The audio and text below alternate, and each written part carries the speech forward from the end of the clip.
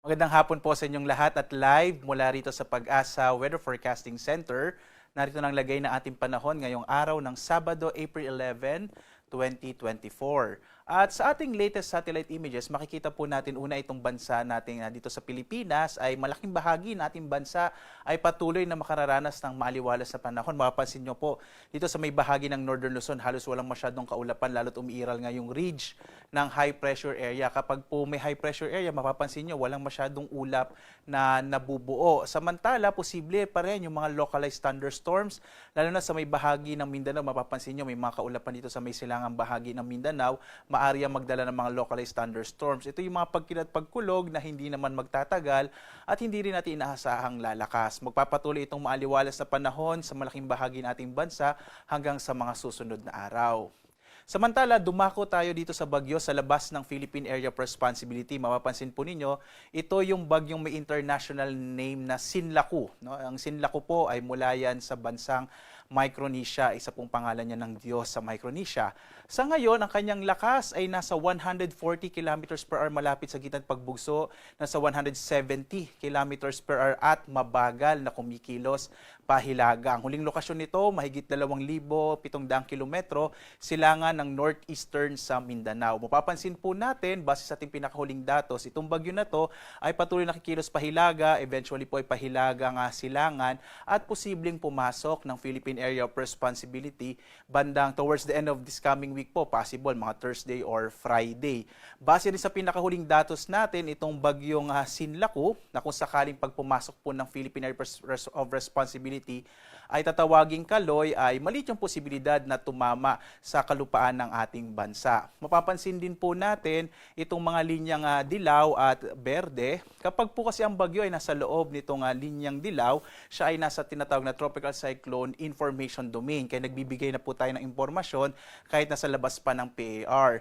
Kapag pumasok po ito dito sa kulay berdeng linya, tinatawag po natin yung Tropical Cyclone Advisory Domain, kung saan kapag ito ay papasok ng Philippine Area of Responsibility within 5 days, saka po tayo maglalabas ng track, official track po ng Pag-asa. So once na pumasok po itong bagyong Sinlaku dito sa may area ng kulay berdeng linya at posibleng pumasok ng PAR, saka po tayo maglalabas ng track. At once na pumasok po ng Philippine Area of Responsibility, saka natin siya bibigyan ng pangalan na local name na Kaloy. Pangatlong bagyo po ito sa ngayong taong 2026. Huli po palang nagkaroon ng bagyo ng buwan ng Abril ay taong 2023. Ang pangalan po ng bagyong iyon ay Amang. Isa po yung buwan ng Abril sa mga buwan kung saan kakaunti lamang yung nabubuong bagyo or pumapasok ng Philippine Area of Responsibility.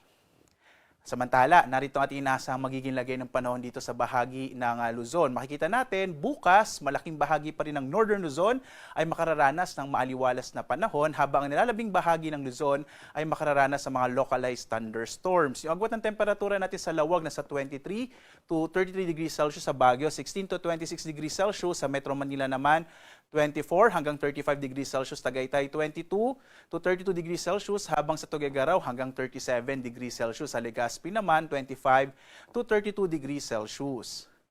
Dito naman tayo sa bahagi ng Palawan, Visayas at Mindanao. Mas may mga posibilidad po ng mga localized thunderstorms sa bahagi ng Palawan. Ang Calayan Islands makararanas ng 26 to 33 degrees Celsius, habang ang Puerto Princesa 25 to 34 degrees Celsius. Dito naman po sa area ng Visayas ay makakaranas naman ng mga pulupulong pag-ulan, pagkilat, pagulog, lalong-lalo na itong silangang bahagi ng Kabisayaan. Agwat ang temperatura sa Iloilo, 25 to 32 degrees Celsius, habang sa Cebu, nasa 26 to 32 degrees Celsius, Tacloban naman, 25 to 32 degrees Celsius. Habang sa Mindanao, mas malaki po yung posibilidad ng mga localized thunderstorms, lalong-lalo na sa may silangang bahagi ng Mindanao, yung area ng Caraga at Davao Region. Agwat naman ng temperatura sa Zamboanga, nasa 25 to 34 degrees Celsius, habang sa Davao, 25 to 35 degrees Celsius, at sa Cagayan de Oro, 25 to 32 degrees Celsius. Samantala, dito sa lagay ng ating karagatan, wala pa rin ho tayong nakataas na gale warning sa anumang bahagi ng ating bansa. Ligtas pa rin pumalaot ang mga sasakyang pandagat, mga bangka sa mga baybayin ng ating kapuluan. Bagamat mag-ingat pa rin po kapag may mga localized thunderstorms, kung minsan nagpapalakas yan ng alon ng karagatan. At narito ang ating inaasahang magiging lagay ng panahon sa paparating na linggong ito.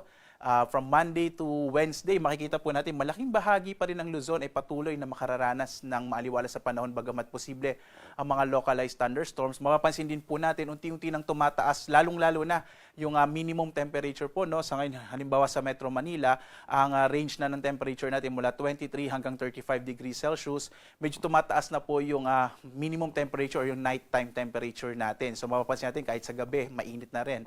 Sa Baguio, nasa 15 to 25 degrees Celsius, habang sa Legazpi, nasa 24 to 33 degrees Celsius. Localized thunderstorms din ang mararanasan sa bahagi ng Kabisayaan. Sa Metro Cebu, agwat ng temperatura ay 26 to 32 degrees Celsius. Sa Iloilo naman, 24 to 33 degrees Celsius, habang sa Tacloban, nasa 24 to 33 degrees Celsius. Habang sa Mindanao, makararanas din po ng mga localized thunderstorms. Again, lalong-lalo na yung eastern section ng Mindanao, itong area halimbawa ng Metro Davao, agwat ng temperatura, 24 to 35 degrees Celsius. Sa Cagayan de Oro naman, 24 to 32 degrees Celsius, habang 24 to 35 degrees Celsius naman sa bahagi ng Zamboanga City. Muli po, no, asahan natin sa mga susunod na araw patuloy natataas yung temperaturang mararanasan natin. Kaya patuloy pong nagpapaalalang pag-asa na uminom ng maraming tubig, iwasang lumabas, lalo na bandang tanghali hanggang hapon kung saan nararanasan yung pinakamainit na damang temperatura or tinatawag natin na heat index. Ang araw naman natin ay lulubog mamayang 6:09 ng gabi at sisikat ganap na 5:45 ng umaga.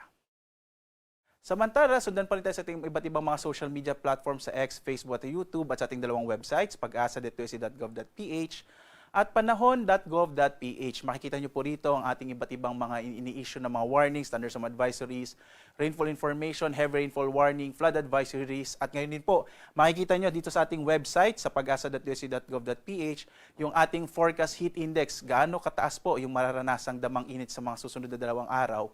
Maaari nyo pong makita ito sa ating website. At live na ibibigay update mula rito sa Pag-asa Weather Forecasting Center. Ako naman si Obet Badrina. Maghanda po tayo lagi para sa ligtas na Pilipinas. Maraming salamat po. A blessed weekend sa inyong lahat.